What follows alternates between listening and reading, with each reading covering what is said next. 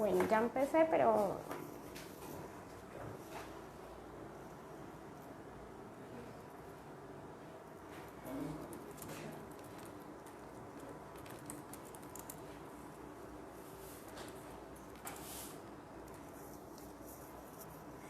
Bueno, entonces estoy iniciando, faltan de todos modos todavía 2 minutos, entonces vamos a esperar a que lleguen las demás personas. Por favor me van comentando si me están escuchando bien.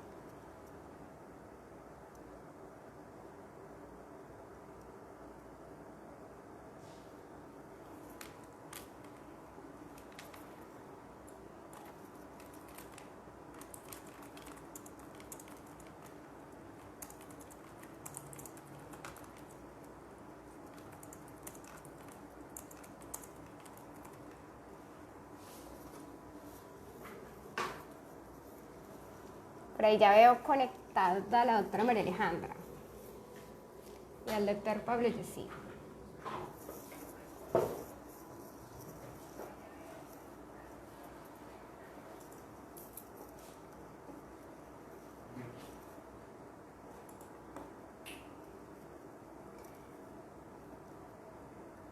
Bueno, les voy a agradecer a las personas que ya me están viendo. Si por favor pueden enviarme el link que les sale al WhatsApp para poder compartir el link. Hay personas que tienen problemas para ubicar la grabación.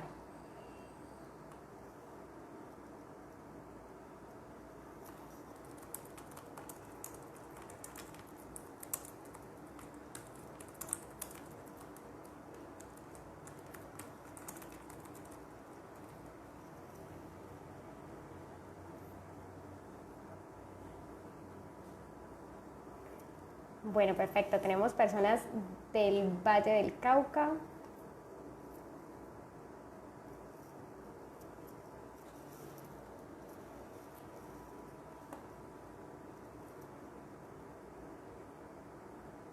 Porfa, quienes tengan el link, me lo envían por favor al WhatsApp.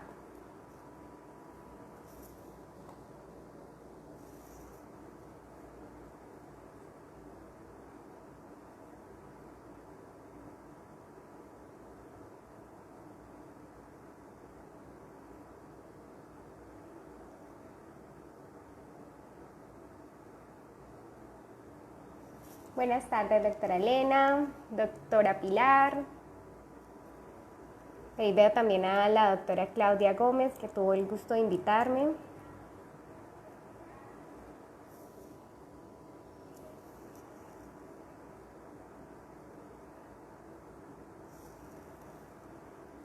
Bueno, listo. Yo creo que en 2 minutos podemos ir empezando. Ya tenemos varias personas conectadas.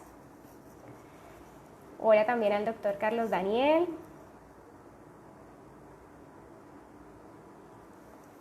Bueno, hay gente que me indica que no me escucha.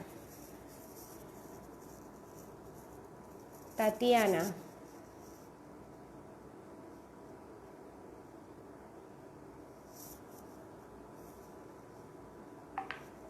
Tatiana, ¿ya me oye?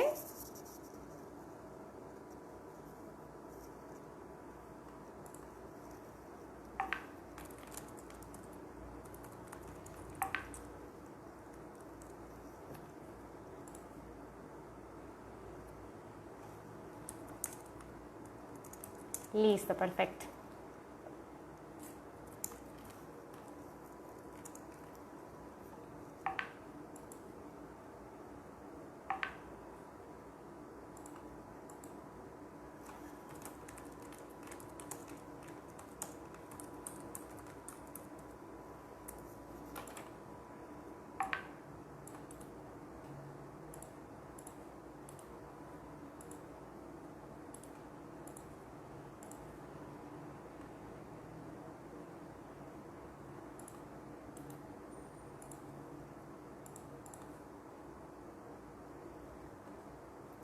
Bueno, listo, yo creo que podemos comenzar. En este momento tenemos 33 personas conectadas. Bueno, para iniciar quisiera primero dar las gracias al Colegio de Jueces y Fiscales de Risaralda, que me hizo esta invitación. Entre ellos, pues, las personas que me contactaron, la doctora Claudia Gómez Arango y la doctora Jennifer Mosquera Rentería. Muchas gracias por la confianza. Espero estar a la altura de este auditorio. Veo con mucho agrado que hay personas conocidas, personas de varias partes del país, y que me agrada que se interesen por este tema de género, sobre todo porque sé que es un tema bastante complejo y que puede suscitar de pronto un poco de controversia. Bueno, para iniciar, les voy a contar básicamente para los que no me conocen. Yo soy abogada asesora del Tribunal de Cali, especialista en Derecho Penal, especialista en Derecho Procesal y también candidata a magíster en Derecho de la Universidad Santiago de Cali. Bueno, eso como para darles un preámbulo. Vamos a empezar con lo que, si bien para algunos que ya están de pronto en el tema del enfoque de género en el proceso, de pronto podrá ser repetitivo, pues debo empezar por aquí porque es el punto de partida para las personas que de pronto no están tan familiarizadas con este tema. El primer paso entonces es hacer unas diferencias conceptuales que necesito que tengamos claro a lo largo de la charla. El primer paso, y es uno de los iniciales para todos estos temas de género, es empezar a diferenciar entre lo que es el sexo biológico y el género como tal. El sexo biológico entonces es las características biológicas que nos hacen hombres o que nos hacen mujeres. Quiere decir el aparato reproductor, las características físicas que nos permiten diferenciar entre la especie humana, el macho y la hembra. Mientras el género es un significado social y cultural que le damos a esas diferencias biológicas que están presentes en el cuerpo de las personas. Quiere decir esto entonces que el género es una construcción social que está en constante cambio y que incluso puede variar mucho entre sociedades. Es decir, no es lo mismo ser un hombre o ser una mujer en contextos occidentales, en contextos orientales, y también puede diferir entre un país y otro, dependiendo también de las culturas. Lo que sí es cierto es que en la mayoría de las culturas pues existe algo generalizado que se ha descubierto, que es ese tipo de relaciones de poder que se basan en esas diferencias biológicas. Quiere decir esto que empezamos a construir como un concepto de superioridad del hombre sobre la mujer. Y esto, a pesar de que les pueda sonar un poco cliché o les pueda sonar digamos que puede generar controversia, es cierto, está documentado, y bueno, considero que no hay que ir tan lejos para empezar a comprender esas dinámicas. Bueno, también tenemos que empezar a diferenciar entre lo que es la orientación sexual de una persona y la identidad de género. Esperen un momentico, por acá voy a silenciar para que no haya interrupción. Bueno, la orientación sexual entonces va a estar marcada de la atracción física o sexual que yo pueda tener por otras personas. Entonces quiere decir que esto es independiente al sexo biológico que me fue asignado. Entonces yo como mujer puedo verme atraída por otras mujeres, puedo verme atraída por hombres, y en eso, digamos, se marcan unas diferencias conceptuales entre lo que se entiende como una persona heterosexual, es decir, que está atraída por personas del género opuesto, o una persona homosexual. La identidad de género, en cambio, es la vivencia interna y la vivencia individual que tiene la persona frente, digamos, a sí misma, cómo se percibe. Entonces, puede ser que yo me perciba o tenga una identidad de género que corresponda a mis características biológicas, como puede ser que no corresponda. Entonces de ahí vienen otras palabras, otros conceptos que nos van a servir mucho para entender estas temáticas, de los cuales voy a hacer solamente una breve mención, como por ejemplo, ¿qué significa ser una persona cisgénero? Quiere decir que es una persona que se siente identificada con el género femenino y es mujer, por ejemplo, ¿sí? Entonces, que su género, su identidad de género y sus características biológicas se corresponden. ¿Qué sería una persona transexual? Es una persona que en su vivencia no se siente correspondida por el sexo que le fue asignado al nacer y entonces decide realizar intervenciones quirúrgicas dentro de su cuerpo para que corresponda su identidad de género a su, digamos, a su sexo biológico. Las personas transgénero tienen un tanto parecido con las transexuales, en tanto que también tienen esa vivencia diferente, está marcada la diferencia entre su sexo biológico y su identidad de género, pero ellas no necesariamente van a recurrir al cambio o a las cirugías para poder, digamos, llevar a cabo esa vivencia. Están las personas travesti, que no necesariamente tienen una identidad de género diversa a su sexo biológico, sino que de vez en cuando hacen una transformación temporal de su género, por ejemplo, con la ropa, el maquillaje. Están también unas teorías recientes como la queer, que establece, digamos, o tienen un pensamiento de que no debería existir esa dicotomía entre hombre y mujer, que no debería existir ese pensamiento binario y por eso no se sienten representadas con lo que se ha definido tradicionalmente como masculino o como femenino. Bueno, esas precisiones. Ya las personas que quieran profundizar más sobre el tema, pues pueden consultar, hay unos principios de Yakarta que están, después les voy a compartir los links y alguna parte de la información, yo les tengo unas diapositivas, pero pues desafortunadamente la tecnología no nos dio para poder compartirla, entonces digamos que se las quedo debiendo, pero ahí las tienen, en cualquier momento las podemos subir a la página. Y ahí pues hay un link donde pueden consultar las personas que tengan un poquito más de interés sobre cómo son los derechos humanos de estas personas, digamos, de la comunidad LGTBI como tal. Bueno, vamos entonces, partiendo de esas bases, vamos a ver qué es un estereotipo de género. El estereotipo de género entonces vamos a tener como una opinión, un perjuicio generalizado que se basa en esas diferencias que vimos anteriormente, en esas diferencias biológicas, ¿cierto? Entonces estos estereotipos de género nos van a marcar lo que la sociedad espera que sea el comportamiento de un hombre o que sea el comportamiento de una mujer. Es entonces, son estereotipos que son aprendidos, que son reforzados por distintas instituciones como la familia, como la escuela, el trabajo y la sociedad en general. Quiere decir que todos hemos pasado por esos estereotipos y los tenemos marcados desde que empezamos nuestro desarrollo cognitivo. Vamos a ver cómo el lenguaje va a ser un factor fundamental para empezar a crearnos esos estereotipos. Entonces, ese es un primer punto de partida. Estereotipos que obviamente la idea es precisamente desarraigarlos cuando estamos dentro del proceso penal o cuando estemos tomando decisiones dentro de cualquier clase de proceso. Y esto porque es una obligación incluso de carácter internacional. Más adelante les diré cómo la CEDAW en su artículo 5 está precisamente ordenando tomar a los estados, dar la obligación o tienen el deber de tomar medidas para eliminar estos estereotipos. ¿Cuáles podrían ser, por ejemplo, los ejemplos de estereotipos para irlos más o menos contextualizando en el tema? ¿Qué es lo femenino para la sociedad? Lo femenino y lo masculino, porque vamos a ver que los estereotipos muchas veces afectan también a los hombres.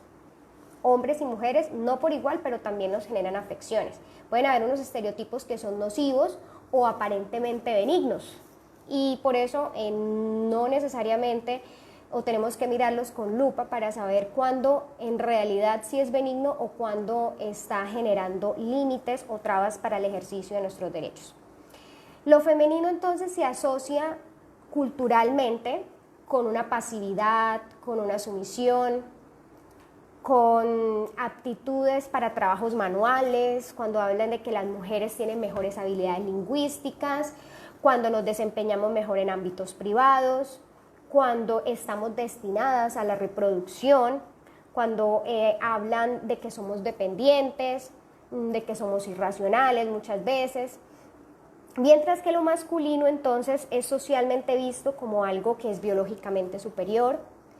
Vamos a ver un carácter dominante, las aptitudes para el trabajo físico, porque se tiene que biológicamente pues va a ser el hombre va a ser fuerte, entonces está como destinado a realizar esos trabajos físicos, que tienen habilidades matemáticas. Ya la sexualidad del hombre no está vista como,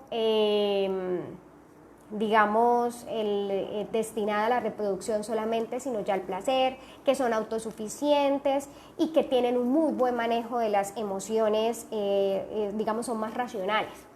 ¿Cómo podemos ver esto, digamos, en un ejemplo práctico? Vamos a ver, por ejemplo, una mujer que sea una jefe, digamos, en una oficina, y de pronto la vemos con mucha propiedad, hablar de pronto con una voz recia, y vamos a ver en un hombre que haga lo mismo. Entonces estos estereotipos que generan, que a veces entonces a la mujer digan, no, esa mujer es histérica, es cansona, no, que es pasional, mínimo ya está en sus días, ¿sí? Entonces empezamos a generar unas visiones sobre ese comportamiento. En cambio, cuando ese mismo comportamiento lo desempeña un hombre, por ejemplo, en ese mismo contexto, entonces vamos a decir qué buen líder, toma la iniciativa, es una persona que tiene claros sus objetivos. Entonces, vamos a ver, digamos, en esos aspectos prácticos a veces, ese tipo de diferencias o cómo influyen esos estereotipos de género. Iván Pedraza, más adelante hablaremos del delito de feminicidio. Bueno, vamos a ver entonces algunos estereotipos en el derecho. Para los que me están haciendo preguntas puntuales, vamos a hacer un recorrido de pronto primero por lo general y después vamos a ir ampliando el tema. Ya vamos a mirar sentencias de la Corte Suprema, de la Corte Constitucional para dar algunos ejemplos, y vamos a empezar a ver legislación para que también ustedes empiecen a mirar tanto lo que dice la norma como lo que ha hecho la jurisprudencia en ciertos aspectos. Bueno, algunos estereotipos de género en el derecho. Escogí algunas cositas que encuentra uno en la legislación y que tienen que ver con cómo esos estereotipos influyen en las leyes que digamos, nos rigen. Bueno, por ejemplo, la imposición de guardas y la potestad marital que existía antes de la ley de 1932, el derecho a la administración de los bienes que tenía el esposo en virtud del matrimonio. Entonces nos veían como el sexo débil, como que no estaba muy claro si teníamos una capacidad negocial, entonces nos imponían guardas, nos imponían, si no estábamos bajo la patria potestad del padre, pues entonces pasábamos también a estar vinculadas a nuestros esposos. Digamos, se nos trataba con paternalismo, al punto que para contraer obligaciones tendríamos que tener, digamos, unas autorizaciones, y en algunas épocas o algunas legislaciones civiles también planteaban la nulidad absoluta de los contratos que eran firmados por mujeres que no tuviesen, digamos, esa autorización del padre o del esposo. En la violencia sexual, por ejemplo, también vemos cómo en algunos tipos penales anteriormente se tenía, por ejemplo, en la violencia sexual, no se estaba protegiendo la libertad, integridad y formación sexuales de la mujer, sino que lo que se protegía era más bien el honor como un valor de la sociedad. Entonces de ahí se determinaba qué mujer era sujeto pasivo de la conducta y qué mujer no, porque obviamente no todas las mujeres, según esa tesis, digamos, tendrían esa virtud, ese honor que le interesara a la sociedad. Incluso se planteaba la posibilidad de extinguir ese delito sexual cometido con una mujer si se casaba con ella, porque se entendía que le estaba restituyendo ese honor que era en últimas el bien jurídico que se le estaba protegiendo. Y no para ir tan atrás, también tenemos en esta época incluso marcados estereotipos, sobre todo cuando se hacen alegaciones frente, por ejemplo, a la resistencia como criterio para evaluar si existe o no violencia en este tipo de delitos sexuales. Esto entonces, ¿en qué influye? En que a veces las personas, digamos quienes estamos en este aparato judicial, o no solamente eso, sino en todas las instituciones, podemos tener sesgos de género, que son ideas o planteamientos que generalizan en todo lo que tiene que ser o diferencias o similitudes o igualdades entre hombres y mujeres en cuanto a esa naturaleza. Entonces son como unos perjuicios falsos, unas afirmaciones que no tienen bases científicas, sino que son producto de esos estereotipos, como por ejemplo decir que nosotras las mujeres tenemos un instinto maternal. Digamos que no es que haya base científica al instinto, sino que lo asumimos del mismo rol de la maternidad que hemos, digamos, asignado a la mujer. Voy a tener aquí a colación, frente a ese instinto como el sesgo, cómo fue aplicado, no sé si la mayoría de ustedes hayan conocido este caso, de Daphne McPherson. Ella fue una mujer que fue condenada en México. Les voy a contar más o menos los hechos del caso. Me parece un caso muy importante para que analicemos cuando estamos ante ese tipo de sesgos que pueden ocasionar en un caso determinado una revictimización. Esta mujer tuvo un parto espontáneo en el baño donde ella trabajaba. El bebé de ella, o la bebé, muere en el excusado. Esta pobre mujer no recibe atención temprana, casi se demoran 2 horas para la atención médica, pierde mucha sangre, sufre varios desmayos, está en un shock porque no sabía que estaba embarazada.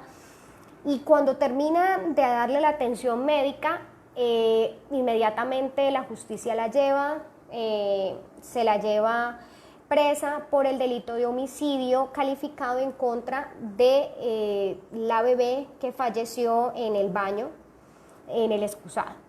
Cuando ella sufre 2 condenas, es decir, primera y segunda instancia, la condenan por este delito. Y dentro de los sesgos, por ejemplo, que se pueden ver en ese caso, a manera de ejemplo, es algunas partes de las alegaciones y de los fundamentos de la sentencia eran, por ejemplo, que toda mujer sabe cuando está embarazada. Es decir, se asume como regla de la experiencia que la mujer tiene un chip, tiene algo que le dice está embarazada. Obviamente esto no tiene bases científicas, hay mujeres que no saben que están embarazadas.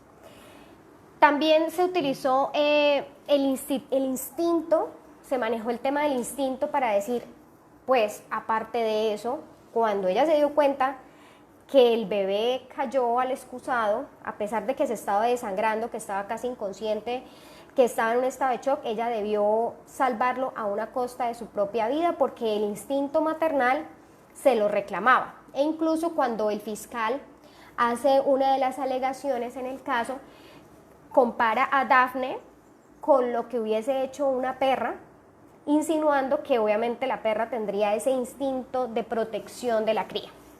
Entonces digamos que en este caso se ven, por ejemplo, cómo los estereotipos y los sesgos pueden influir en la decisión.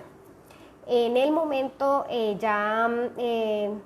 se logró, bajo el litigio estratégico y dándole un enfoque de género a ese litigio, generar que esa condena fuera revisada y digamos que en este caso ya Daphne salió libre y se logró demostrar, cuando se rehizo el juicio, con pruebas científicas, que ella no sabía que estaba embarazada, tenía un problema de hipotiroidismo, entonces eso la hacía subir y cambiar de peso, tener cambios hormonales, y adicional a eso, digamos, le generaba muchas cosas que hicieron pensar a los médicos que incluso en la historia clínica no estaba, digamos, que ella supiera de su embarazo. Otro caso, por ejemplo, ya más aterrizado al caso colombiano. Muchos de ustedes recuerdan a Rosa Elvira Celi. Obviamente el caso de Rosa Elvira Celis fue el que logró, digamos, la tipificación del feminicidio como delito autónomo en Colombia. En este caso quiero traer a colación sobre todo la polémica que generó la respuesta de la Secretaría Distrital cuando se le vincula al proceso de reparación directa que interpuso la familia de Rosa Elvira por la falta de atención que recibió. Sí, ella hizo unas llamadas a emergencia y se demoraron en llegar, entonces ellos tratan digamos, de tener al Estado digamos, una respuesta, una responsabilidad por no haber atendido a tiempo a Rosa Elvira. Cuando se le vincula al distrito, que hace la primera respuesta que envía, realmente es una respuesta que uno pensaría impactante y que en este caso uno pensaría y la proyectó una mujer que no tenía de verdad un estudio de un enfoque de género, porque ¿qué dice ella? Y le pone como primera, como un texto grande que dice culpa exclusiva de la víctima, y empieza a hablar de que en las declaraciones se pudo establecer que ella estaba tomando, que estaba con los amigos, que a altas horas de la noche, que para qué salía con el agresor, que por qué accedió a irse en una moto con él, en un sitio oscuro. ¿Qué quiere decir esto? Que empiezan a cuestionar a la víctima y empiezan a decir cuál o qué es lo que se espera del comportamiento de una mujer. Entonces, ¿qué mujer puede ser víctima y qué mujer no puede ser víctima? Entonces, si yo no me comporto como el modelo o como el estereotipo de género me impone como mujer, entonces soy responsable de la violencia que sufro. Eso es más o menos a grandes rasgos lo que uno puede ver de esa respuesta que tuvo el distrito y que generó bastante polémica. La Corte Suprema de Justicia, también de antaño, como les estaba mostrando en esas normas que regulaban antes los delitos sexuales, también tenía unas teorías altamente cargadas de estereotipos de género. Les voy a traer a colación dos sentencias, una del año 1954, donde se estaba juzgando el acceso a una menor y se estudió el agravante o la aplicación del agravante en esa época de que fuera virgen. Entonces la agresión sexual se agravaba si la menor todavía conservaba su virginidad y si la menor todavía era socialmente, digamos, reconocida por su moral. Si se ponía en tela de juicio la moral de la menor, muy probablemente el bien jurídico que se protegía en ese momento, que era como la honradez, entonces no se veía violado y podía entonces la persona ser absuelta bajo esos criterios. Entonces se empezaba a marcar a la víctima por sus acciones anteriores, por la manera en que se vestía, en que hablaba, cómo la percibía la sociedad. Entonces, si era una mujer de dudosa reputación, pues no era un sujeto para proteger, no era sujeto pasivo de estas conductas de agresión sexual. La otra sentencia de 1963 también empiezan a hablar incluso del delito de corrupción de menores y empiezan a hablar de los grados de pureza que debe tener el sujeto pasivo, es decir, la víctima tiene que ser una mujer pura, una mujer casta, y por ejemplo, en ese proceso en sí se absuelve porque incluso se hacen afirmaciones de que la niña era una niña nocherita, que era una niña que le gustaba la explotación sexual de su cuerpo, que disfrutaba del sexo sin ningún miramento, y entonces bajo esos argumentos empezaron a decir, pues no existe aquí un honor sexual que proteger, y entonces se escuchaba la frase de que ya no se puede corromperlo, que ya está corrupto. Entonces ahí vemos cómo los estereotipos pueden ir marcando las decisiones judiciales. En el caso de la Manada de España, que también yo creo que muchos de ustedes tuvieron conocimiento de ese caso, se empieza a hablar de la víctima como un elemento, de la actitud de la víctima como elemento para evaluar la violencia. Entonces se tiende a pensar bajo esos estereotipos que siempre tiene que ofrecer la misma respuesta, que una mujer en una situación de violación, de agresión sexual, siempre tiene que resistirse, que la resistencia tiene que ser constante, porque si yo me resisto los primeros 5 minutos y ya después son los otros 15 no, entonces quiere decir que yo ya estoy consintiendo, que ya lo estoy disfrutando y entonces que ya no hay violencia. Incluso, digamos, en el caso de la Manada hay un salvamento de voto de uno de los magistrados donde empieza a hablar de las imágenes de los videos que los agresores grabaron, en donde empieza a hablar de, mire, pero es que mire la cara, no se ve que estuviese, digamos, en una situación de shock, no se ve incómoda, digamos que ahí también se ve como a veces los estereotipos también pueden ser reforzados por cosas como la pornografía. Entonces, ¿qué es lo que se espera de una mujer? ¿Cómo es que debe actuar en una relación sexual? Y según esos criterios, cuando hay o no hay violencia sexual, obviamente olvidando que en cada caso concreto una mujer puede asumir una situación de sumisión precisamente por el estado de shock, por el bloqueo emocional o simplemente porque no quiera sufrir más agresiones de las que ya está sufriendo. En el caso de la Manada, pues eran varios hombres, era un lugar oscuro donde no podía ella pedir auxilio, entonces pedirle a ella que aparte de todo se resistiera y tuviese que resistir golpes o una paliza, pues digamos que es mucho que pedirle a una mujer, ¿cierto?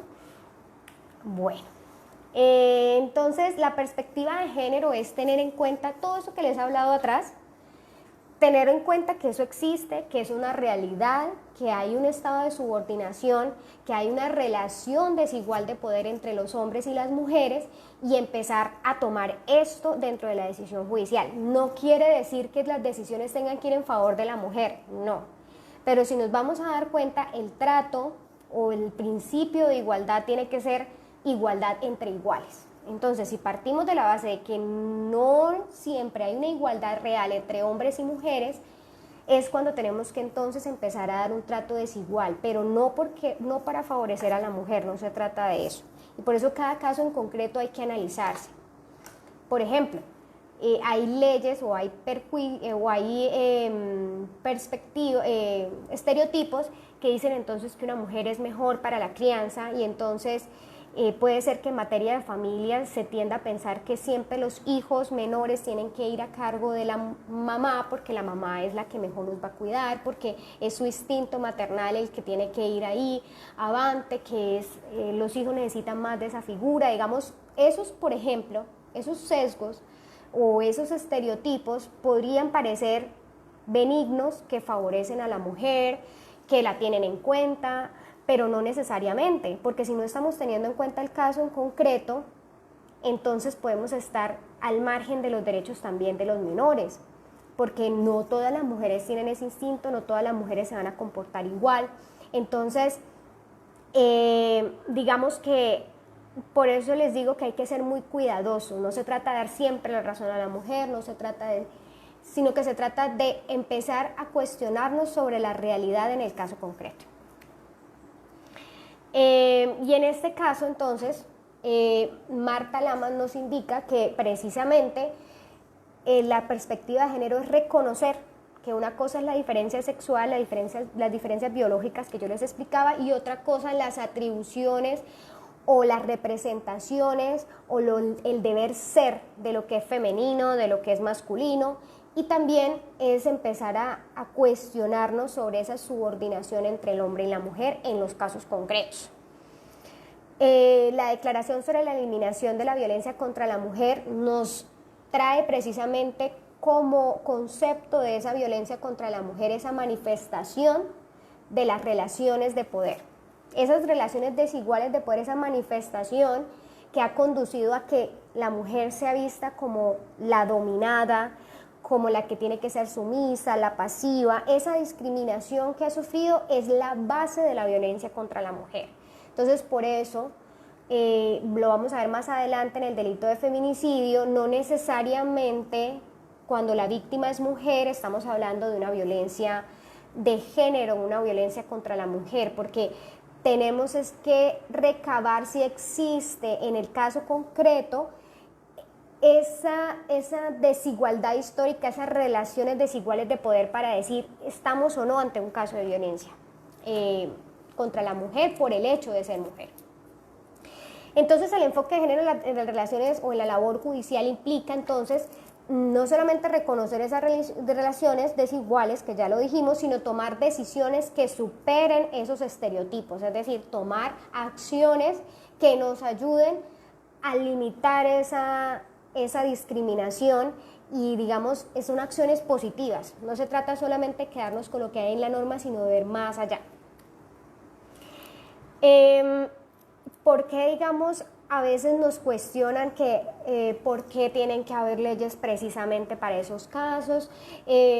¿Por qué feminicidio? Y entonces, ¿por qué no le ponen al homicidio entonces también otro tipo de nombre para que sea más grave cuando sea para un hombre? O sea, digamos, hay muchos pensamientos que a veces no tienen en cuenta lo que les estoy explicando.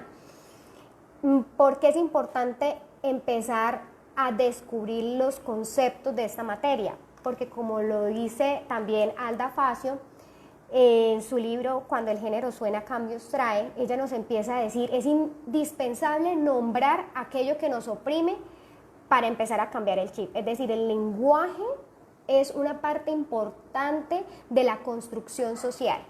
Es decir, el lenguaje no solamente nos sirve para comunicarnos, sino que le sirve a la humanidad también para describir qué es importante para ellos, para definir su cultura, para definir también las instituciones que generan opresión, para la continuidad de todas esas relaciones de poder. Entonces, por eso es importante también tener en cuenta esas definiciones y ese lenguaje a la hora de utilizarlo, no solo en las decisiones judiciales, en las alegaciones, cuando estamos tratando digamos, ese tipo de violencias. Bueno, para darles un ejemplo del lenguaje como expresión jurídica, para los que quieran consultar más adelante, hay una sentencia muy buena de la Corte Constitucional, es la C804 de 2006. Esa sentencia analiza una norma del Código Civil, el artículo 33, y miren que no es ni tan vieja, entonces son cosas que no solo pasaban antes, sino que siguen pasando ahora. Y el artículo 33 del Código Civil, ¿qué decía? Decía, mire, cuando este código refiere a las palabras hombre, persona, niño, adulto y otras semejantes, en su sentido general se aplica a todos los individuos de la especie humana. Más adelante, el siguiente inciso decía, por el contrario, las palabras mujer, niña, viuda y otras semejantes solamente están designadas para ellas. Quiere decir esto que el Código Civil tenía la definición de que el hombre abarcaba toda la humanidad, que el hombre era significado de todo lo humano. Entonces, empieza la Corte a analizar esas situaciones de inclusión o exclusión que pueden estar en el lenguaje, en las normas, en la jurisprudencia, digamos en todo el lenguaje no solo social, sino también jurídico. Y como el lenguaje comunica hábitos y como el lenguaje también determina valores, entonces empieza a decir, mire, como el hombre ha tenido mucho más tiempo la participación política, como lo veíamos atrás cuando empecé a contarles los estereotipos, digamos, lo masculino siempre se ha asociado a la vida pública, a los cargos políticos, entonces la participación pública y política de la mujer es muy reciente. Entonces, por eso, si vamos a una institución como el Código Civil, pues es lógico que tuviese una norma como estas. Entonces empieza la Corte a hacer ese análisis y dice, no, tenemos que empezar a cambiar esto, porque el hecho de que el hombre haya participado en su mayoría en la creación del derecho de las normas, no quiere decir que tengamos que seguir en ese lenguaje exclusivo. Entonces declara inexequible la norma. Entonces, para quienes quieran conocer un poquito más sobre ese tema, los invito a leer esa sentencia.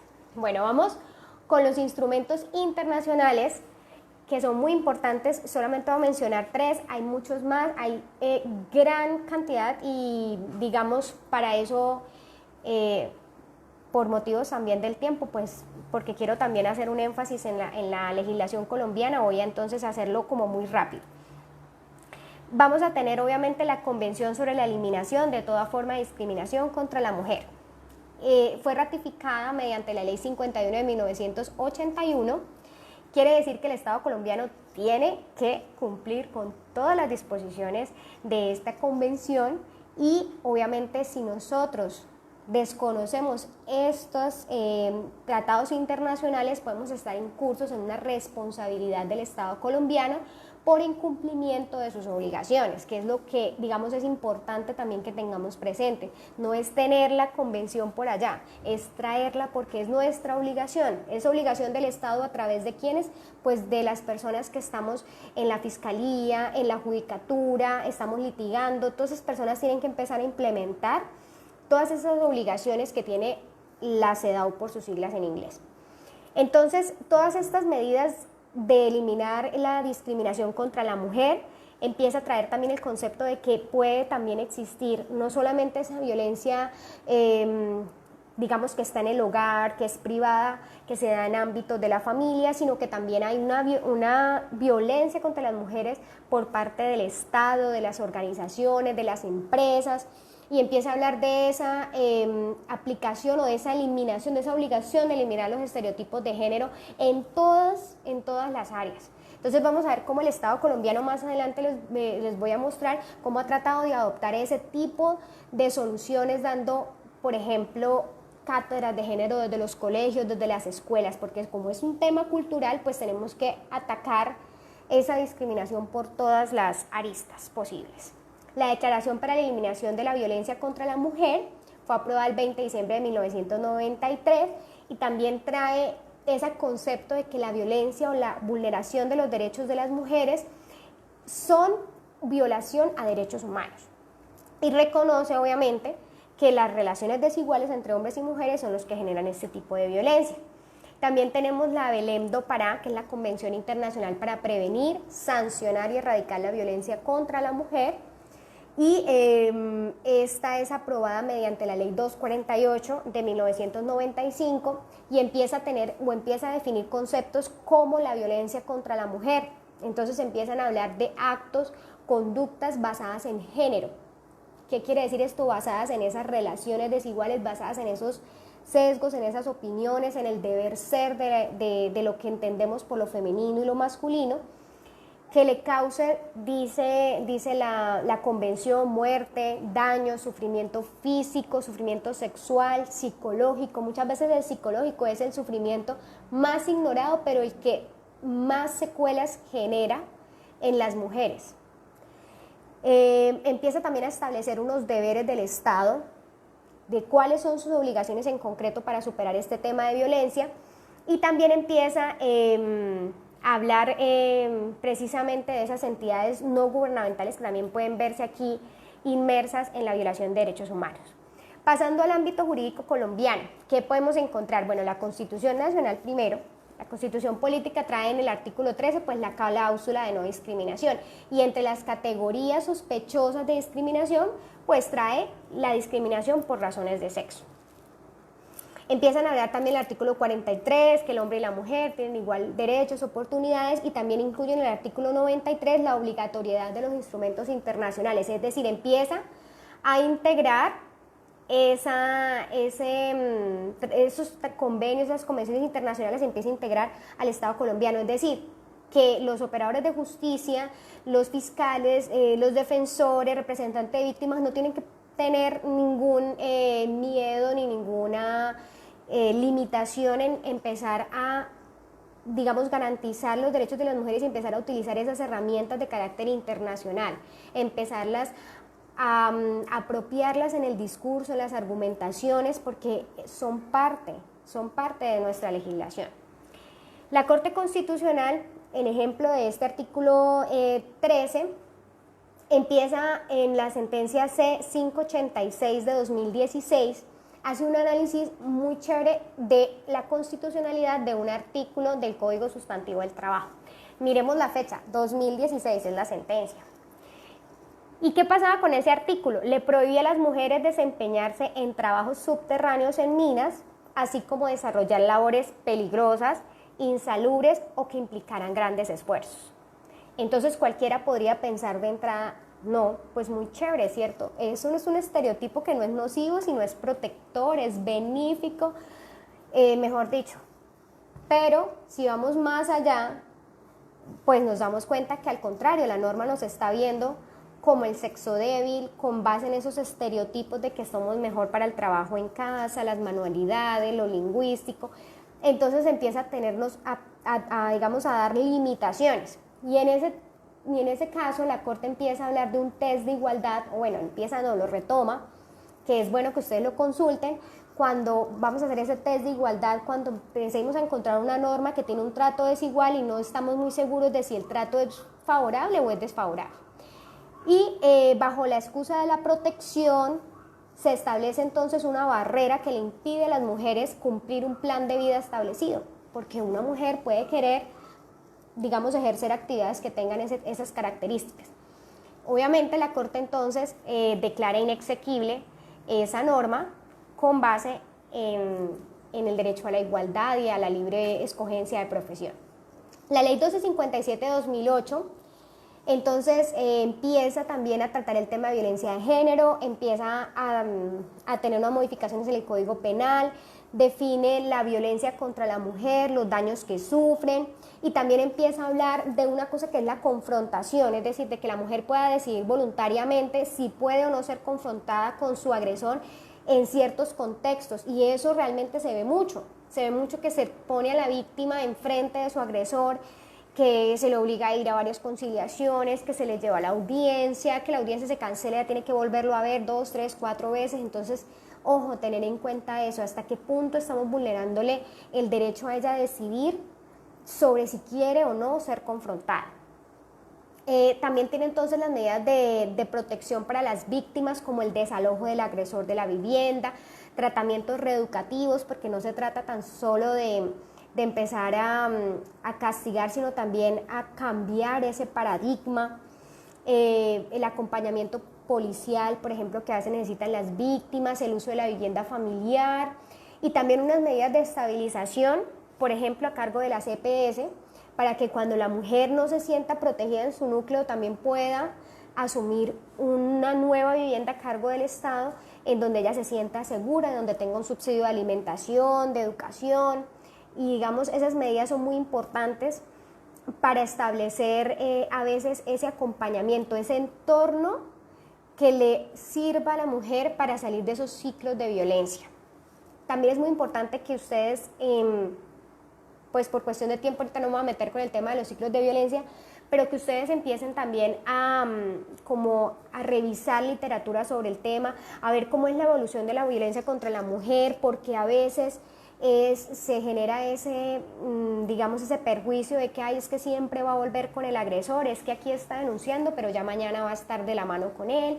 Entonces no se trata de hacer esos juicios, sino se trata de mirar la violencia como algo complejo y de verificar cuáles son las cosas que a veces tienen, digamos, o que hacen que la mujer vuelva otra vez, la dependencia económica, emocional, los llamados estados de luna de miel, que es cuando empiezan a decirle a la mujer, yo voy a cambiar, te prometo que no va a volver a pasar, y entonces empezamos a ver, digamos, esos comportamientos. Entonces, en vez de juzgarla y decir, ya volvió acá, pero ya desistió las últimas 3 veces, qué pereza, no, empezar a apropiarnos de la problemática y empezar a estudiar, bueno, vamos a mirar, ¿será que no le hemos dado las suficientes medidas de protección? ¿Será que no le estamos generando un entorno que la ayude a salir de ese ciclo de violencia y por eso es que vuelve otra vez ella a tener el mismo problema? O sea, tenemos que empezar a ser un poquito más cuidadosos con esos juicios de valor que le vamos frente a ellas.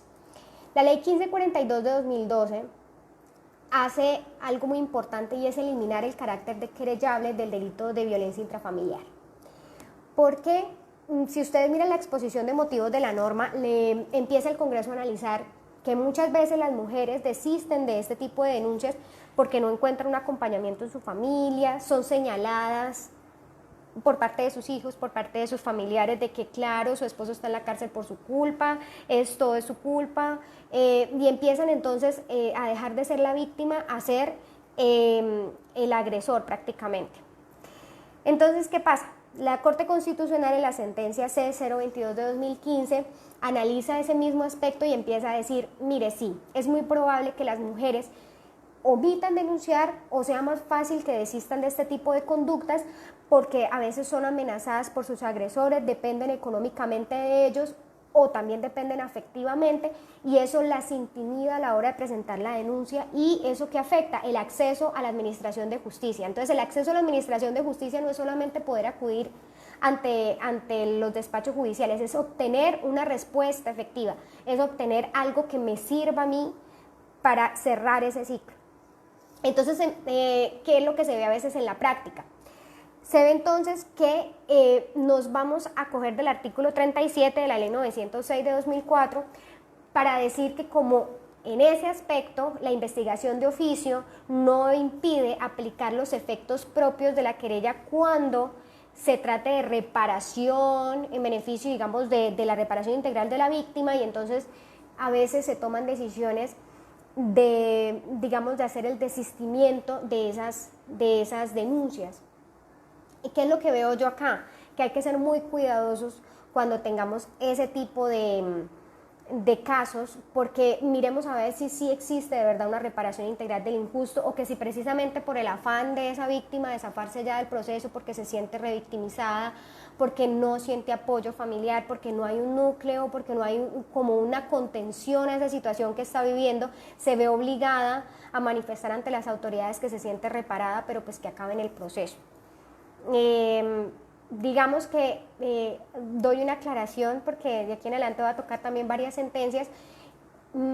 Son, digamos, las cosas que voy a decir a veces o las opiniones frente a ciertos temas procesales, las hago a nombre propio, no a nombre de la corporación donde trabajo. Digamos que puede ser que ustedes coordinen o no conmigo, pero pues son propuestas y son, digamos, la manera en como yo veo algunos estatutos procesales. Bueno, el decreto 2734 de 2012 empieza a reglamentar esas medidas de atención que tienen las mujeres víctimas de violencia física, psicológica, las atenciones que pueden tener sus hijos a través de las EPS, para que ellas acudan también a esas casas, para que les den, por ejemplo, vivienda, alimentación, les cubran la salud, tratamientos psicológicos, acompañamientos, digamos, en todas las áreas. Tiene que haber una atención integral. Entonces no solamente podemos conformarnos en el caso de los fiscales, en el caso de las comisarias de familia, no solamente concentrarnos en la sanción del agresor, en buscar, digamos, esa no es solamente la finalidad es una atención integral. Es decir, hay que reparar ese tejido roto. Entonces hay que revisar también esas medidas asertivas que van en el acompañamiento psicológico, en el acompañamiento social, en el empoderamiento de la mujer, cómo vamos a hacer para que ella deje de ser dependiente económicamente, qué opciones hay. Hay opciones, por ejemplo, que muchas veces no se utilizan. Hay empresas que por contratar mujeres que han sido vulneradas o que han sido víctimas de violencia tienen exenciones tributarias ante la DIAN, que entonces podrían utilizarse ¿para qué? Pues para generarle precisamente que pueda romper ese ciclo de violencia.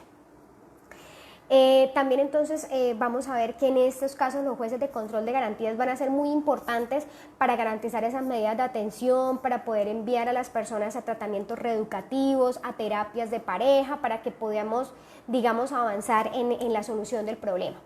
La ley 1639 de 2013, hace una protección integral a las víctimas de ataques con ácido. Entonces ahí vamos a recordar al caso de Natalia Ponce de León y cómo la lucha que ella tiene genera esa ley 1639, y vamos a ver cómo el Código Penal entonces va a implementar, digamos, va a enriquecer el artículo 113 con la deformidad física causada por este tipo de lesiones, y adicional a eso entonces empieza también a regular el tema de la venta de ácidos y de la atención integral que tienen que tener estas víctimas, porque no es solamente, como lo vuelvo y lo digo, el proceso penal, sino también hay algunos tratamientos médicos, psicológicos, y también la obligación del Estado de tener, digamos, un presupuesto para garantizar esas intervenciones que son necesarias para que las mujeres recuperen en la medida de lo posible su fisonomía y la funcionalidad. Sobre este tema hay una sentencia de la Corte Suprema, la SP 13189 de 2018, radicado 50836, del magistrado ponente José Francisco Acuña Vizcaya, que me parece muy interesante. Es un caso de una mujer que va caminando con su niña de 3 años y la niña sale corriendo, se la atraviesa a una persona que va en cicla. Este señor que va en la cicla, cuando se ve pues accidentado, lo que hace es coger una botella de ácido y se la arroja tanto a la niña como a la mamá. En los relatos que hace la corte, pues es terrible uno ver cómo la niña, del dolor, del sufrimiento, no solamente llora, sino defeca en el sitio, se orina, bueno, es decir, pierde el control de sus esfínteres a raíz del dolor tan grande que siente. En esta sentencia, aparte del relato que es bastante fuerte, empiezan a hablar, digamos que no lo volvieron otras sentencias, pero me gustó mucho el tema, que empieza a compulsar copias la Corte Suprema a otras autoridades a efectos de que emprenden acciones afirmativas que permitan que este tipo de casos no sigan sucediendo. Y entonces somete al agresor a un tratamiento reeducativo, a un tratamiento terapéutico para que haga un manejo de la violencia contra las mujeres. Entonces que empiece a concientizarse de todas estas cosas que yo les estoy hablando a ustedes, y incluso aparte de ordenar ese tratamiento, que no es lo normal en una sentencia, digamos, penal ordinaria, también empieza a hablar de cómo ese bloque de constitucionalidad, cómo esos convenios, cómo esos tratados obligan a que el juez tome este tipo de decisiones afirmativas, y que no solamente se quede en la condena de prisión, en la inhabilitación de derechos y funciones públicas. Y adicional también le ordena al juez de ejecución de penas que cuando tome las decisiones en este proceso donde se le ordenó al condenado también hacer un tratamiento terapéutico, que se tenga en cuenta ese tratamiento terapéutico a la hora, digamos, el comportamiento de él en ese tratamiento a la hora, digamos, de estudiar ciertos subrogados penales. Bueno, la ley 1562 de 2013 pues regula lo que son las entrevistas y el testimonio en los procesos penales cuando son víctimas los menores de edad. Para nadie es un secreto que la mayoría de casos de violencia sexual contra menores pues se dan también pues contra niñas. Entonces acá pues digamos que hay unos postulados sobre la no revictimización, sobre tratar de utilizar la prueba de referencia en este tipo de procesos, pero no olvidando también la contextualización del mismo. La ley 1709 de 2014 empieza a regular ya algunos tipos de violencia sexual en el marco de los conflictos armados y llena nuestro Código Penal de algunas disposiciones que tratan de regular o tipificar conductas como el acceso carnal abusivo con persona protegida, la esterilización forzada, la prostitución forzada, la trata de personas. La ley 1761 de 2015 entonces nos entra ya al tema del feminicidio como delito autónomo y define algunas circunstancias que agravan esta conducta. También nos trae el concepto de la debida diligencia en la investigación y juzgamiento de estos delitos, la asistencia técnico-legal que tienen que tener las mujeres, que deben ser gratuitas, y la aplicación de la perspectiva de género en la educación, no solamente preescolar, sino básica, media, y la formación en género y derechos humanos de los servidores de la rama judicial, los servidores de la fiscalía, mejor dicho, los servidores públicos tienen la obligación de capacitarse en este tipo de temáticas. Sobre la violencia feminicida tenemos un caso muy conocido del sistema interamericano, que es el caso González y otras, el caso llamado del campo algodonero. Se los recomiendo mucho para que empiecen a tener, digamos, conceptualización en cuanto a la violencia misógina. En estos casos empiezan a hablar de las investigaciones irregulares que hubo, por ejemplo, en esos casos de homicidios contra mujeres, feminicidios que ocurrieron en la ciudad de Juárez. Es una ciudad que estaba, digamos, azotada por varios fenómenos como el narcotráfico, la trata de personas, tráfico de armas. Es una ciudad fronteriza. Entonces, digamos que adicional a todas esas, digamos, problemáticas sociales que atravesaba, también tuvo un problema de desapariciones de mujeres que se volvió una constante, que aparecían abandonadas en terrenos baldíos. Y entonces un grupo de esas víctimas empieza a reclamar justicia porque no ve que las investigaciones avancen y ¿qué empieza a notar la Corte en ese caso? Empieza a notar que existe unas investigaciones irregulares, una falta de esclarecimiento en esos casos, una inactividad en los expedientes, o sea, una serie de irregularidades que muestran cómo los funcionarios no solamente que investigaron en esos casos, sino que juzgaron y eso, tenían, digamos, una conducta arrogante, como que no le daban la importancia, no se preocuparon por verificar la sistematicidad de esos homicidios que se estaban presentando, esos feminicidios. E incluso cuando las víctimas iban a poner en conocimiento que sus parientes estaban desaparecidas, la respuesta eran con unos sesgos como eso estará con el novio, eso para qué la busca, mínimo está con las amigas. Es decir, se empezaban a hacer una serie de cuestionamientos sobre el comportamiento de las menores, qué hacían en la calle a esa hora, cómo iban vestidas, etcétera, para minimizar la problemática que se estaba causando. Y claro, cuando ya las encontraban, pues las encontraban ya sin vida.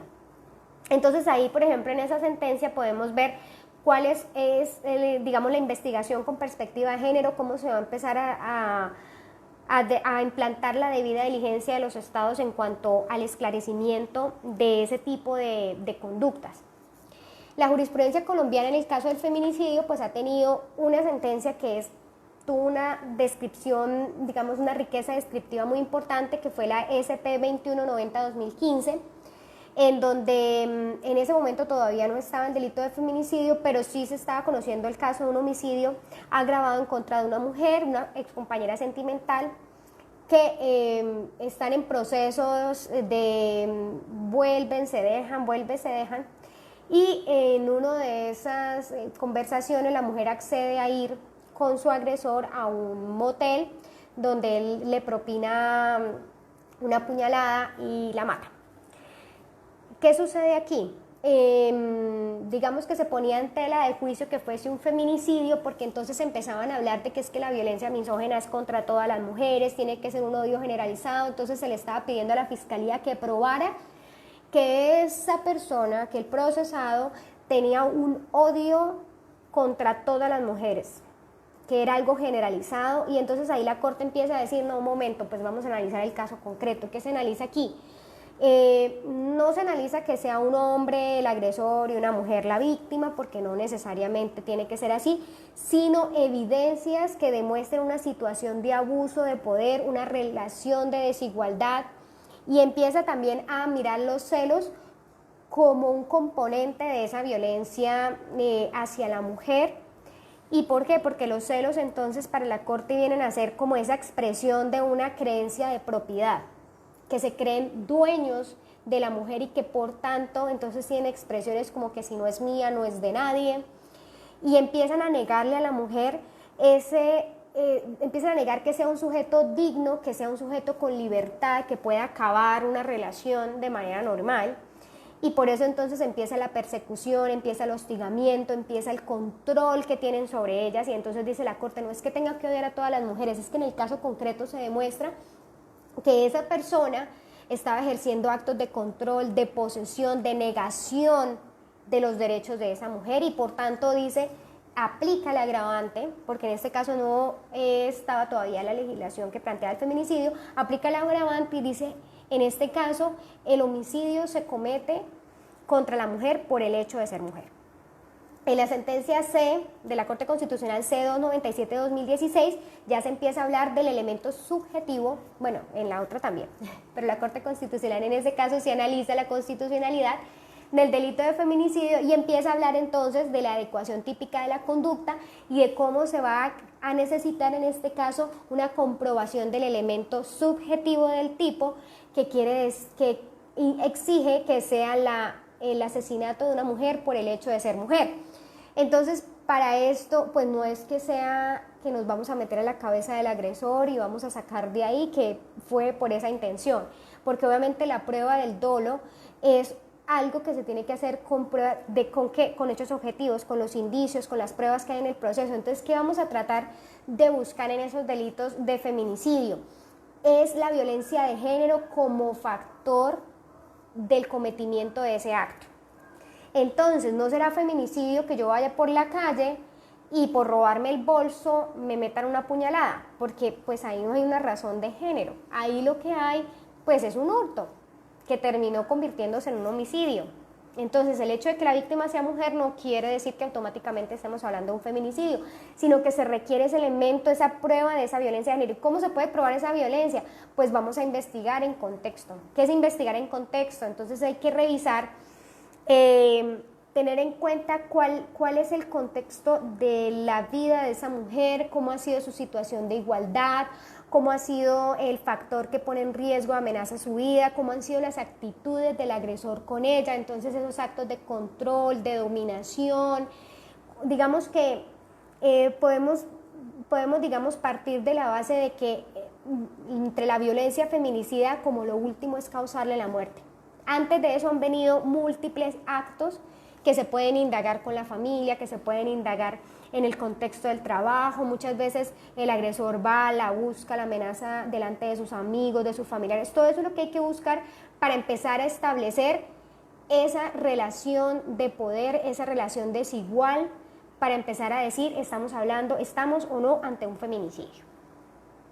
Bueno, la ley 1959 de 2019 también es una ley a tener en cuenta y es la que en el año pasado trató el tema de la violencia intrafamiliar, hizo unas modificaciones y para mí dentro de las más importantes está, pues primero, que incluye a los compañeros permanentes aunque se hubiesen separado o divorciado dentro del ámbito de protección de la norma de violencia intrafamiliar.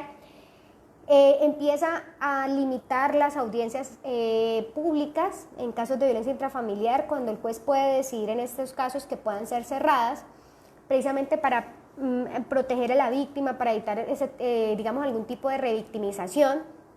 Y también nos da una herramienta muy importante, y es el testimonio de la víctima como prueba anticipada en las investigaciones que se adelanten por el delito de violencia intrafamiliar. Entonces ahí vamos a ver varios aspectos para poder tomar la declaración de la víctima ante un juez de control de garantías, obviamente teniendo que garantizar el derecho de confrontación, pero no tener que volverla a repetir en juicio. Entonces ahí la norma dice, mire, señor juez, si ya existe el testimonio de la víctima como prueba anticipada, absténgase de repetir nuevamente ese testimonio cuando usted advierta riesgo de revictimización, riesgo de violencia o manipulación, afectación emocional de la testigo o dependencia económica con el agresor. ¿Qué nos va a dar esto? Muchos insumos, porque muchas veces son esas circunstancias precisamente las que hacen que las mujeres se retracten o puedan cambiar su versión en el juicio, ¿cierto? Entonces, tenemos muchos casos en los cuales se plantea en un inicio una hipótesis delictiva de que la mujer fue violentada, que él agredió, y cuando llegamos al juicio, la declaración de la víctima empieza a decir, no, yo iba caminando y se me atravesó el lavadero y entonces por eso me rompí la cara. O yo iba caminando y me caí por las escaleras, yo no prendí la luz y no vi, me caí, etc. Entonces, ¿qué pasa? Cuando estas cosas suceden en el juicio, empezamos a tambalear y empezamos a decir, bueno, se cayó el caso. Entonces, para que no se nos caiga el caso, pues hay que tener en cuenta que miren que la legislación ya está empezando a tomar medidas afirmativas que nos pueden servir para utilizarlas y evitar que estas cosas ocurran. Entonces, dándole un buen acompañamiento a la víctima y utilizando este tipo de herramientas, pues podemos lograr de pronto que no haya tanta impunidad o tanta retractación. Adicional a eso, que obviamente la investigación en contexto es sumamente importante.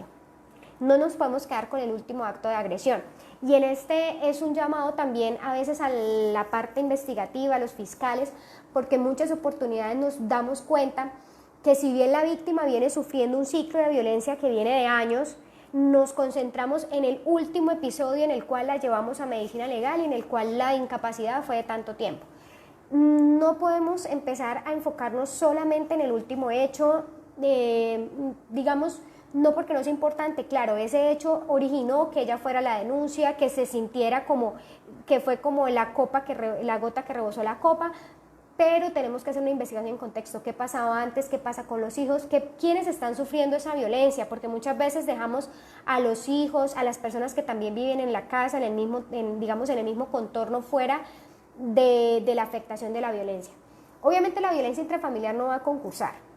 Es decir, no vamos a tener un concurso homogéneo de violencia intrafamiliares si son 3, 4, 5 las víctimas, porque obviamente al ser un delito que tiene como bien jurídico tutelado, digamos, la integridad de la familia, la unidad, la armonía familiar, pues vamos a tener un solo delito, así sean 10 víctimas. Pero lo que sí es importante aquí no es tanto aplicar el concurso, sino es revisar o darle herramientas al juez para establecer que efectivamente esa integridad de la familia se ha visto vulnerada, no solamente porque los hijos tienen que percibir el maltrato de ella, a veces los papás, bueno, digamos que hay un núcleo familiar que también se ha afectado y no solamente ella. Y no es solamente por el último golpe, por la última agresión, sino es que viene desde atrás, viene también de una violencia económica. Muchas veces las mujeres, cuando a veces trabajan, entonces ellos quieren controlarles el sueldo, en qué lo gastan, por qué invirtió en esto, porque en lo otro, no le dan libertad financiera. A veces la violencia psicológica, los malos tratos, denigrarla, hacerla sentir inferior, hacerla sentir no atractiva. Digamos, hay violencias, sobre todo la violencia psicológica, que tiene unas dificultades probatorias que no se niegan, pero que sea dificultad o que tenga la dificultad no quiere decir que no se pueda probar. Entonces hay que tener en cuenta eso para empezar a armarnos de herramientas en el caso, para empezar a decir, vamos a tener que tener estos elementos para poder probar la violencia psicológica y empezar a averiguar, por ejemplo, esas relaciones de poder, quién es dueño de quién, por ejemplo, en la relación, a nombre de quién está la casa, a nombre de quién están los bienes, quién está trabajando, quién se encarga de la economía familiar, quién toma las decisiones frente a los hijos. Digamos, todos esos contextos nos van a permitir llenarnos de elementos a la hora de llevar un caso de estos a juicio. Voy a hablar un poco de la violencia intrafamiliar en la Corte Suprema de Justicia para revisar sobre todo el caso de las personas que a pesar de que han tenido una relación, digamos el contexto de las exparejas. ¿Por qué quiero centrarme aquí? Porque han habido varias posturas y porque quiero quitar ese pensamiento de que siempre que hay una separación y que no viven dentro del mismo techo, entonces no hay violencia intrafamiliar. Primero porque eso tiene una gran repercusión a lo largo de la investigación, como es el derecho a la víctima a no ser confrontada. ¿Qué es lo que pasa? La Corte tuvo un giro en su jurisprudencia y para el año 2017 empezó a plantear que para que se viera vulnerado el bien jurídico de la familia, tendría que haber una convivencia bajo el mismo techo, digamos que una armonía familiar es lo que está protegiendo la norma y que por eso entonces tienen que vivir, tienen que compartir un hogar. En este caso, digamos que fue reiterado también en varias sentencias, por ejemplo, en la SP 2706 de 2018, y vuelve a ser reiterado en la SP 1696 de 2019 en el contexto de una agresión entre exparejas por un régimen de visitas. Sin embargo,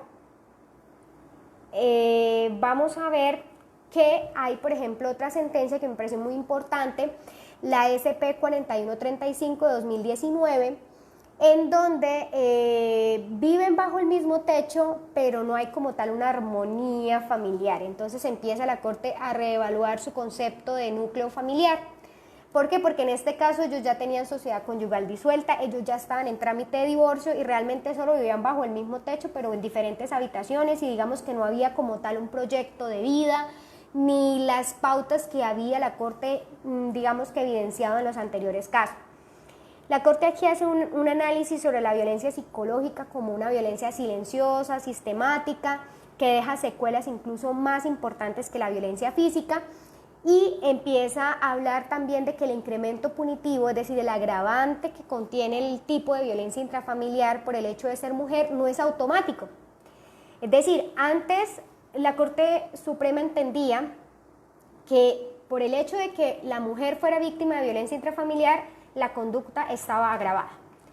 Aquí la Corte dice, no, vamos a tener que tener los mismos criterios que estábamos manejando en cuanto a la interpretación que tenemos, por ejemplo, del delito de feminicidio, y vamos a decir que la conducta va a ser agravada no porque sea una mujer la víctima, sino porque se esté dando en un contexto de relación de poder, de desigualdad, en un contexto de discriminación, de dominación, de subyugación de esa mujer, independientemente, digamos que no tengamos en cuenta solamente el sexo biológico. ¿Qué es lo que pasa? Que claro, cuando vamos a ver que la víctima es una mujer, pues tenemos que empezar a preguntarnos si eso influyó o no en la comisión del delito. Entonces, obviamente que el hecho de que sea una mujer nos va a dar un primer impulso para empezar a cuestionar y para empezar a hacer una investigación en contexto que nos permita plantear esa violencia de género como un criterio por el cual se comete el delito de violencia intrafamiliar. En este caso, entonces, es importante que la Fiscalía haga una delimitación de la hipótesis factual que le permita, obviamente, estructurar esa violencia de género. Y para eso es muy importante el contexto, como lo he venido repitiendo. En la sentencia SP 2251 de 2019, también de la Corte Suprema, vamos a ver un caso de una víctima que no convivía con su agresor bajo el mismo techo. ¿Qué pasa? Es un barrio de invasión. Ella tiene, digamos, un hogar conformado, una vivienda, digamos, como en obra negra, y el agresor, que había convivido mucho tiempo con ella, pero del cual ya se habían, digamos, ya no tenían, digamos, no compartían esa vivienda, se va a vivir a un cambuche, literal, un cambuche al lado de ella. El agresor tenía problemas de de drogadicción y tenía un problema de agresividad con ella increíble. Cada vez que la veía salir de la casa, como estaba en un cambuche al lado, cada vez que la veía salir, cada vez que la veía llegar, empezaba a insultarla, empezaba a decirle cosas, que tenía que volver con él, que ella era de él, que si no era de él no era de nadie. Empezaba a reclamarle si la veía con hombres, que digamos ya a reclamarle infidelidades inexistentes. El caso es que en este caso la corte entonces se pregunta, bueno, no vivían juntos como tal, porque pues si vamos a partir de esa premisa, pues no estaban bajo el mismo techo, ¿cierto? Pero empieza a decir ellos, bueno, lo que pasa es que el núcleo familiar involucra un ámbito mucho más profundo de las relaciones de familia, más que la convivencia conjunta, porque hay muchos tipos de familia que por cuenta de su trabajo, que por cuenta de agentes externos no necesariamente tienen una convivencia conjunta permanente, ¿cierto? Entonces empiezan a decir, mire, tenemos que mirar también el entorno, el relacionamiento, el escenario de cada caso en concreto y entonces empezar a definir ese núcleo familiar y entonces ella dice, mire, la corte dice, aquí el asedio que ella vivía a diario, el hecho de que la tratara como de su propiedad, el hecho de que lo hiciera delante de los hijos a cada rato cuando la agredía, le tiraba botellazos, la agredía físicamente. En el caso concreto que pasó, digamos, ese día, la arrastró varios metros por la calle del cabello, le pegó y bueno, todo eso fue en vía pública. Entonces empieza la corte a decir, aquí hay violencia intrafamiliar. No vivían juntos, es cierto, pero hay violencia intrafamiliar porque el agresor jamás salió de su núcleo familiar, siempre estuvo ahí, siempre existió un asedio, un sometimiento, una relación de subordinación de la mujer. Y la última, la SP 468 de 2020, es una sentencia de este año en donde la Corte analiza hechos ocurridos en el año 2015. Quiere decir que para el año 2015 no teníamos esta nueva reglamentación de la ley 1959, es decir, no teníamos, estábamos todavía en ese trance de saber si se requería esa convivencia o vivir bajo el mismo techo para estructurar el delito de violencia intrafamiliar. Y en este caso ya no vivían, la víctima vivía con los papás, se había llevado a sus hijos, habían procreado 3 hijos, y la Corte vuelve a hacer este análisis que hizo en la sentencia anterior, en la que yo llamo la sentencia del cambuche, así me acuerdo de esa sentencia, y en este caso ella dice, mire, sí, la víctima no vivía con él ya, pero para el momento de los hechos, ella estaba sufriendo un maltrato en un entorno doméstico porque en realidad él nunca se desvinculó del mismo, él continuó atado al núcleo familiar a través de esos actos de dominación, de acoso, de control, digamos esa constante alteración y afectación del bien jurídico, porque es que él iba, él la buscaba, él en donde quiera que ella estaba, él tenía que llegarle allá a intimidarla. Entonces la Corte decía, eso afecta a la unidad y la armonía familiar, independientemente de que ella no viviera bajo el mismo techo. ¿Por qué les doy por qué quiero hacer énfasis en esta sentencia? Porque es muy importante a la hora, digamos, de también sopesar los distintos criterios que ha tenido la Corte y no partir de la base de que si son hechos ocurridos antes de la ley 1959-2019, entonces ya no es violencia intrafamiliar. Tenemos que hacer un nuevo análisis y tenemos que preguntarnos nuevamente si el criterio realmente es solamente vivir bajo el mismo techo o si estamos hablando de una violencia de género en el contexto de una familia que puede que no esté compartiendo o que no esté cohabitando. Retomando el problema entonces de la retractación, yo quería hacerles un pequeño, digamos, paralelo entre la importancia de la utilización del testimonio adjunto, como les hablaba anteriormente, para evitar revictimizar a la víctima, para evitar ese tipo de retractaciones. Y también quería hablarles del testimonio adjunto y de la prueba de referencia. ¿Por qué? Porque digamos que la prueba anticipada no se está teniendo mucho en cuenta, pero también tenemos una herramienta muy importante que es la teoría del testimonio adjunto que está manejando la Corte Suprema de Justicia. ¿Y por qué es importante? Porque en los casos de retractación nos va a permitir, en los casos, digamos, del contexto de violencia, digamos, son cerrados. Entonces son entornos en los cuales es difícil la prueba porque las agresiones muchas veces no se dan en sitios públicos, no hay muchos testigos, entonces vamos a contar con una limitación probatoria. ¿Cómo superar entonces si la víctima se me retracta en juicio? Pues utilicemos las reglas que ha estipulado la Corte de Confrontación para volver esa declaración que virtió antes del juicio, esa declaración que dio en su denuncia, esas manifestaciones que hizo a los investigadores, volvámoslas, traigámoslas al juicio oral como prueba directa. ¿Cómo se trae como prueba directa? Utilizando las técnicas para volverlo testimonio adjunto. Y para eso es muy sencillo, la Corte Suprema nos ha dado las herramientas y en distintas sentencias nos ha dicho, bueno, el testimonio adjunto es toda declaración anterior al juicio, pero que se le pone de presente a la víctima, pues al testigo, ¿no? Porque de manera general el testimonio adjunto aplica para todos los testigos que se retracten o que digan algo diferente en el juicio. Entonces vamos a ponerle de presente esa retractación, vamos a ponerle de presente todo lo que dijo antes y vamos a empezar a interrogarla y a contrainterrogarla sobre ese cambio de esa versión. ¿Esto qué garantiza? La apropiada utilización de la confrontación, y el derecho de confrontación es el que precisamente se ve limitado cuando la prueba solo es prueba de referencia, porque precisamente no podemos condenar solo con prueba de referencia. Entonces, para volver ese testimonio como testimonio directo, vamos a tener que hacer esos pasos para lograr garantizar la confrontación de la contraparte y así lograr que en los procesos se pueda tomar esa declaración anterior como prueba directa a través de la figura del testimonio adjunto. Esto pues con miras a que las declaraciones que ha hecho la víctima antes no se nos queden solo como prueba de referencia, que obviamente en virtud del artículo 381 nos pueda generar problemas a la hora de hacer la valoración de suficiencia para prueba para condenar. No sé cuánto llevamos, alguien me dice.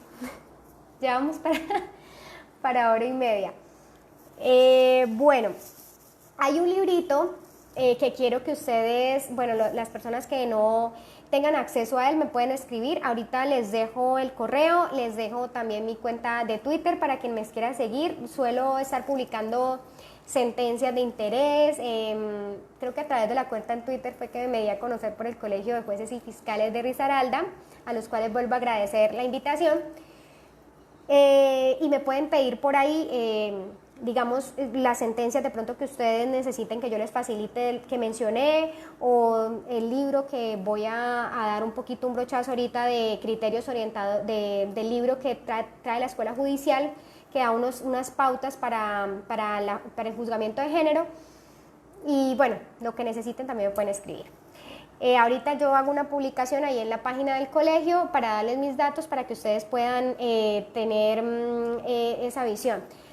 Para la doctora Mónica, ahorita voy a tratar de los preacuerdos, entonces no se desconecten porque después del libro les voy a hacer un comentario de la sentencia SU 479 de 2019 que regula el tema de los preacuerdos y quiero hacer una acotación de cómo esto puede ser una herramienta fundamental para aplicar la perspectiva de género en este tipo de preacuerdos. Bueno, el librito se llama Criterios Orientadores para una justicia con perspectiva de género. Es un librito negro, es pequeñito, es, digamos, muy preciso a la hora de que ustedes se encuentren entre un caso y quieran saber si es un caso o no de género y cómo abordarlo. Digamos, cuando el libro empieza, entonces nos dice, mire, si en el proceso hay una mujer, hay un primer llamado para que ustedes digan, de pronto aquí podemos estar ante una decisión de género. Y también los derechos que se disputan en ese proceso pueden ser, digamos, un factor que nos permita en un primer momento ubicarnos en un proceso al cual tenemos que aplicar perspectiva de género. ¿Cuáles son las preguntas claves para saber esto? Por ejemplo, ¿quién hace qué? ¿Quién tiene la economía familiar? ¿Quién es el dueño de qué? ¿Cómo están digamos, las relaciones de dominio como fuente de poder? Digamos que la propiedad va a generar también una fuente de poder. ¿Quién decide qué? ¿Cómo es la participación en el hogar? ¿Cómo son la toma de decisiones? Bueno, y no solamente en el hogar, porque esto se puede aplicar en ámbitos laborales, civiles, digamos que es algo el libro no está dedicado a la parte penal. como tal. Empieza a hablar la situación en contexto, cómo son las relaciones de control, cómo son las relaciones de poder. Luego este libro nos empieza a hablar de cómo de qué tan importante es la argumentación jurídica, cómo tenemos que abordar casos visibilizando la situación específica de ciertas mujeres. Entonces empieza a hablar, mire, las mujeres sufren diferentes clases de violencia y a veces esas violencias son diferentes si pertenecen a un grupo indígena, si pertenecen a una población afrodescendientes, si pertenecen digamos, si están en el marco de un conflicto armado, de un desplazamiento forzado. Entonces empieza a decirnos, hombre, empecemos a estudiar la problemática de la mujer, la sistematicidad de ese tipo de violencia en concreto y de ese tipo de mujer en concreto, y démosle voz a las mujeres, dejémoslas participar en el proceso, pero sobre todo si no estamos en el proceso penal es un poco más complejo, si la fiscalía digamos, puede dentro de su investigación empezar a darle voz a las organizaciones de mujeres, a expertos que nos empiecen a explicar, por ejemplo, un aspecto como el ciclo de violencia. Qué bueno sería entonces que el fiscal empezara no solamente a contextualizar el caso concreto, sino nos empezara a ilustrar de cómo son esos ciclos de violencia, cómo se genera la violencia psicológica y empiece a dar, digamos, herramientas para que se empiece a estructurar una justicia con perspectiva de género, darle voz a las organizaciones. Hay muchas investigaciones, hay muchos departamentos de investigación que tratan temas de género en distintas universidades, y esto, por ejemplo, lo aplica mucho la Corte Constitucional cuando va a tratar temas, cuando indispensablemente se da cuenta de que los derechos trae derechos que tienen que ver con, por ejemplo, maternidad, como por ejemplo violencia. La Corte Constitucional suele apoyarse mucho en instituciones y organizaciones de la mujer para que empiecen a contextualizarlos. Y finalmente, cuando la decisión judicial, entonces vamos a tener que empezar a empoderarnos y a empezar a traer toda esa normativa que yo de pronto les di así un brochazo, súper brochazo. Ustedes van a tener el tiempo de sentarse, decir qué norma me sirve. En este caso concreto voy a trabajar la Convención Belén do Pará, voy a trabajar la CEDAW, cuáles son las normas que me sirven. O sea, es empezar a apropiarnos de esos instrumentos internacionales y de las normas nacionales también, que existen muchas, pero que muchas veces no nos sentamos, de pronto al estar dispersas no tenemos, digamos, esa facilidad de ubicarnos. Empezar en la decisión judicial a hablar de los roles de género, empezar a revisar cuál era el rol de esta mujer en este caso específico, cuál es el riesgo que ella tenía, cuando opera no, digamos, el bloque de constitucionalidad como una herramienta para lograr la efectividad de los derechos, y empezar a reconocer el rol transformador de las decisiones judiciales. En el marco de las decisiones vamos a empezar a garantizar derechos y vamos a tratar de ser progresivos y nunca regresivos. Si ya hay una sentencia que ha declarado algo, pues entonces vamos a aumentar el ámbito de protección y no a echarnos para atrás. Y digamos que frente a ello yo quisiera, por ejemplo, mencionar la sentencia de la Corte Constitucional T338-2018, que fue la que ordenó precisamente que se implementara el género en las decisiones judiciales y, digamos, ese tipo de capacitaciones que son bien importantes. Y esa sentencia, por ejemplo, es un caso de agresiones, de un caso que se llama una comisaría de familia, donde hay distintas agresiones, pero digamos que el hombre, en este caso, la amenaza de muerte, la amenaza de echarle ácido, ejerce violencia física, psicológica contra ella, y viola una de las medidas de protección que le impone la comisaría de familia. Y cuando ese proceso va a consulta ante el juez, digamos la segunda instancia ante el juez empieza a valorar un episodio que tuvo la víctima frente al agresor en la casa y decide que las agresiones son mutuas y decide multarla, decide imponerle la misma multa que tiene él por transgresión a las medidas de protección. Entonces, en este caso, la Corte empieza a decir, pero es que no es comparable. Si usted mira el caso, mira el contexto, la subordinación, mira la relación de poder, la desigualdad, usted no puede comparar la violencia que ha sufrido esta persona, esta víctima, durante tanto tiempo, y si un día se le colmó la paciencia y tuvo un acto de pronto reprochable, usted no lo puede equiparar con todo lo que atrás ha sufrido y volverla a victimizar, porque ahora ya prácticamente le impuso también una multa en igual sentido que el hombre. Bueno, ahí podemos mirar, digamos, cómo la Corte en esa decisión integra muchos elementos de la convención y empieza, digamos, a hacer un relato muy bueno digamos, un ejemplo muy bueno de cómo tomar una decisión con perspectiva de género. Y ya para finalizar, entonces viene, digamos, lo que les dije de la Corte Constitucional, la sentencia SU 479-2019, la sentencia muy polémica, por tanto, el tratamiento que le da a los preacuerdos, la prueba que se exige para este tipo de casos, digamos, el soporte para reconocer ciertas circunstancias. Pero al margen de esa discusión, quisiera poner énfasis en algo que de pronto no se ha tocado mucho en el análisis de esa sentencia, y es cuando nos encontramos ante sujetos de especial protección constitucional. Bueno, en esta sentencia se habla de la discrecionalidad que tienen los fiscales a la hora de preacordar y se habla de unos límites que están dados por la ley, por las directivas que emite la Fiscalía y por las sentencias de constitucionalidad, pues que obviamente tienen un criterio vinculante. En el caso en el que existe, en el caso, digamos, en el segundo de los casos acumulados que estudia la Corte Constitucional, empieza a hablar de lo que tiene que ver con una mujer que era arrendataria, bueno, la mamá era arrendataria, resulta que esa mujer tiene limitaciones cognitivas, tiene unos trastornos psicológicos que le impiden dar su consentimiento para tener relaciones sexuales, y además pues tiene también una discapacidad auditiva. Bueno, esta mujer es accedida por el dueño de la casa, por el arrendador, y en ese momento se estructura el delito de acceso con incapaz de resistir. Resulta que cuando ellos van a hacer el preacuerdo, la Fiscalía le preacuerda una circunstancia contenida en el artículo 57 de marginalidad y pobreza. ¿Qué pasa? La condena queda en 36 meses. Entonces ahí la Corte empieza a hacer un análisis de cuáles son los derechos de la víctima en ese tipo de negociaciones.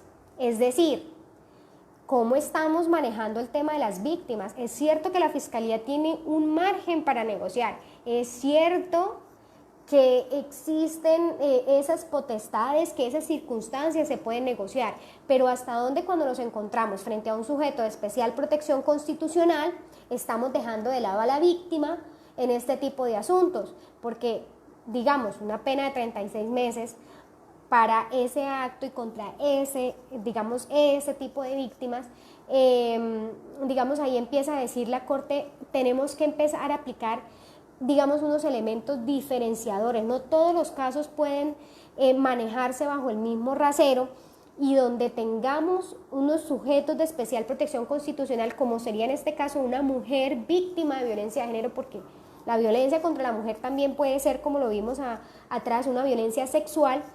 Entonces tenemos que aplicar un enfoque diferencial que tenga en cuenta a esa víctima, una valoración jurídico-probatoria que tienda a proteger a la víctima, a garantizar sus derechos de verdad, justicia, reparación y no repetición.